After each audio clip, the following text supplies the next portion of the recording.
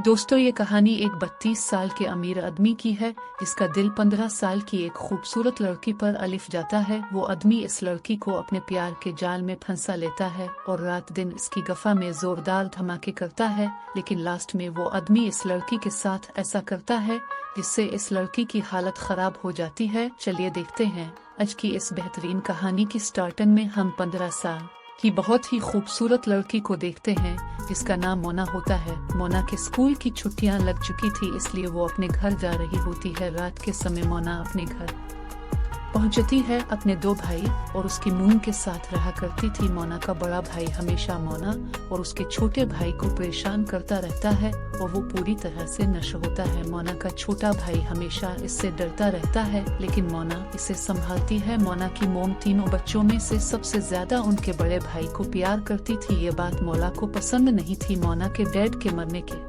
बाद उनकी मोम गाफ के एक सुकून में पड़ाकर अपने घर का गुजारा किया करती थी। वही कुछ दिन बीतने के बाद मोना के स्कूल की छुट्टियां खत्म हो जाती है, इसलिए वो वापस शहर जाने के लिए निकलती है, जहां मोना की मोम से बस में बिठाने के लिए आती है।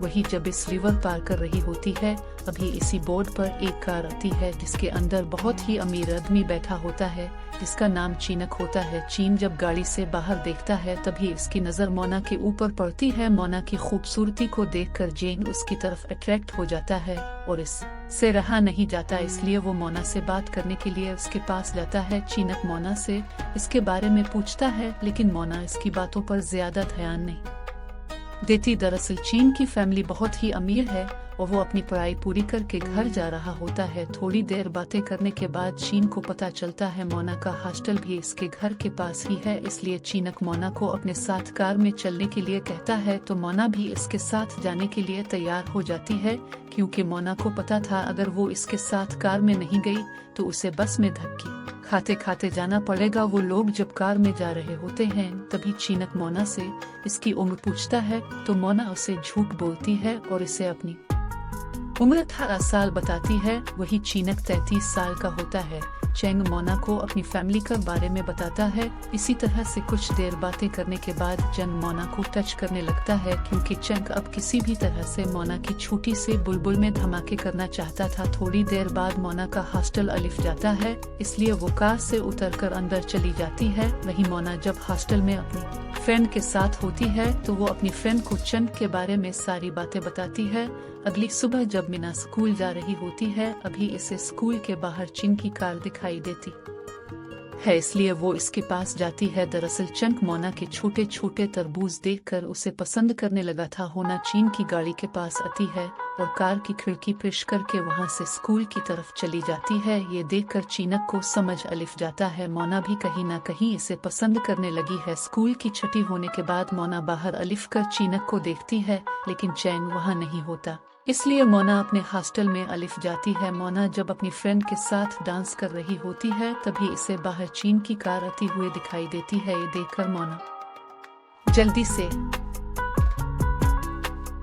इससे मिलने के लिए जाती है। चैंग मोना को कार में बिठाकर अपने साथ एक जगह लेकर जाता है, जहां वो मोना को एक रूम में लेकर जाता है। चीन मोना की गफा की खुदाई करना चाहता था, लेकिन चीन को डर था कहीं मोना की बुलबुल का डोल न बन जाए, क्योंकि मोना सिर्फ 15 साल की है। होना चीन की डौना समझ जाती है, इसलिए वो चैन से कहती है, तुम मेरे साथ जो करना चाहते हो मैं इसके लिए पूरी तरह से तैयार हूँ। ये सुनकर चीनक मोना की बुलबुल की रेल बनाने लगता है। काफी देर तक मजे करने के बाद मोना चंद को अपने बारे में बताती है। मोना चीनक से कहती है, मुझे पढ़ लिख कर बहुत उगे जाना था, लेकिन पैसे न होने की वजह से मैं कुछ नहीं कर सकती। मोना चीन को अपनी फैमिली के बारे में बताती है।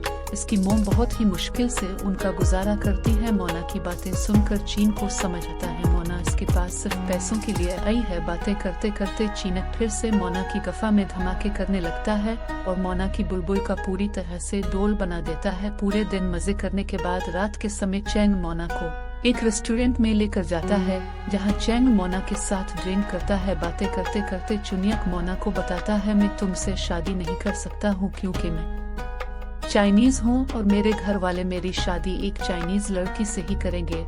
ये सुनकर मोना चेंग से कहती है मुझे भी तुमसे शादी नहीं करनी है क्योंकि मुझे भी चाइनीज लड़के पसंद नहीं हैं। दरअसल मोना ये सब ऊपरी मन से बोल रही थी, लेकिन घर आने के बाद मोना चुनियक की बातों को लेकर बहुत सैड होती है, जिससे हमें ये पता चलता है मोना भी चेंग से प्यार करने लगी है। वही अगले दिन मोना की स्कूल की छुट्टी होने के बाद चीन से लेने के लिए अपने ड्राइवर को भेजता है। चीन का ड्राइवर मोना को फिर से इसी रूम के बाहर छोड़ देता है। रूम के अंदर जाने के बाद चीन उधर से मोना का ढोला बजाने लगता है और वो दोनों काफी देर तक एक दूसरे की सवारी करते हैं। इसी तरह से रोजाना स्कूल की छुट्टी होने के बाद मोना चेंग से मिलने के लिए आती है और वो दोनों बुरे दिन गेपा घुप करते हैं। इस सिलसिला काफी दिनों तक चलता है। अगले दिन मोना साथ अपने गाँव जाती है। मोना को गाड़ी से आता देख मोना की मोम हैरान होती है और उन्हें मोना के ऊपर शक होने लगता है। रात के समय मोना की मोम इससे पूछती है उन 3 दिनों से अपने हॉस्टल नहीं गई हो, तुम्हारे हॉस्टल से हमें नोटिस आलिफ है होना। अपनी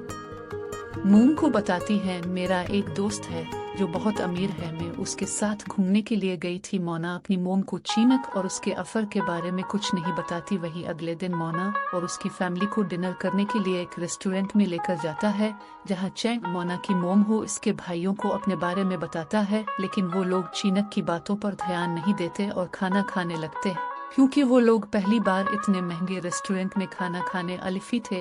ये सब देखकर चीन को ही समझ अलिफ जाता है कि उन लोगों ने पहली बार इतना अच्छा खाना खाया है। दरअसल मोना की फैमिली चीन के पैसों से अपनी सारी जरूरतें पूरी करना चाहते थे। ये बात चीन भी अच्छी तरह समझ जाता है। इसके बाद चीन मोना को लेकर एक रूम में लेकर जाता है, जहां वो फिर से मोना के साथ काफी देर तक गफा गुफ्त करता है। काम खत्म होने के बाद मोना चीनक से अपनी फैमिली को देने के लिए कुछ पैसे मांगती है, तो चेंज भी मोना को कुछ पैसे दे देता है। लेकिन चीनक को ये सब अच्छा नहीं लगता क्योंकि चीनक मोना से प्यार करता है, लेकिन मोना चीन के साथ बस पैसों के लिए है। वही अगले दिन मोना की मोम से पैसे लेने के लिए आती है। मोना भी उन्हें पैसे दे देती है। वही चीनक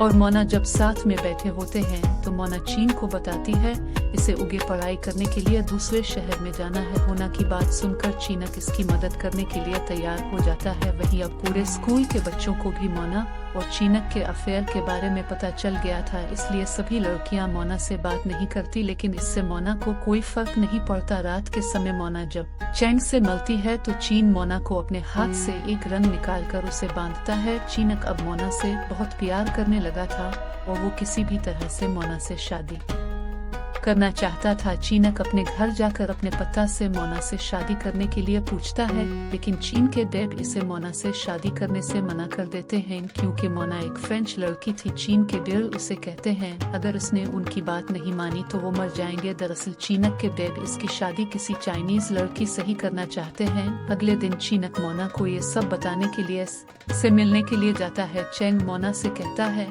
हम लोग भागकर शादी कर लेते हैं, लेकिन मोना उसे मना कर देती है क्योंकि मोना को पता था अगर चीनक ने इससे भागकर शादी की तो उसकी फैमिली से एक पैसा भी नहीं देगी। इसलिए मोना चेंग से झूठ बोल देती है कि मैं तुमसे प्यार नहीं करती। वही रात के समय चेंग मोना को अपनी होने वाली वाइफ के बारे में बताता है। चीनक बहुत सीख था। चीनक का मूड ठीक करने के लिए मोना इसके चेतन को सहलाने लगती है, लेकिन चीनक इसे ये सब करने से मना कर देता है। अगले दिन चीनक मोना को छोड़ने के लिए इसके गाँव जाता है। मोना जब अपने घर जाती है तो उसकी फैमिली की नजर मोना की रंग पर पड़ती है जिसे चीन ने मोना को दिया था। मोना की मोम इससे वो रंग ले लेती है। वही मोना के बड़े भाई को भी पता चल चुका था। मोना और चीन ने कई बार गुफ्त किया है, इससे मोना का बड़ा भाई इसके ऊपर बहुत गुस्सा होता है। अगले दिन मोना का बड़ा भाई काम करने के लिए शहर जाता है। मोना की मोम को इससे बहुत बुरा लगता है क्योंकि उनकी मोम सबसे ज्यादा उसे ही प्यार करती थी। दूसरी तरफ मोना और उसका छोटा भाई इसके जाने से बहुत खुश थे। रात के समय मोना चीनक से मिलने के लिए इसके पास जाती है। मोना देखती है चीनक पूरी तरह से नशे में होता है। दरअसल कल उसकी शादी होने वाली थी जिससे चीनक बहुत ज्यादा सेहत था। चीन को इस हालत में देखकर मोना चेंग से कहती है मैं तुमसे शादी होने के बाद एक बार जरूर मिलने आएगी। अगले दिन चीन की शादी होती है। मोना भी चीन को दूर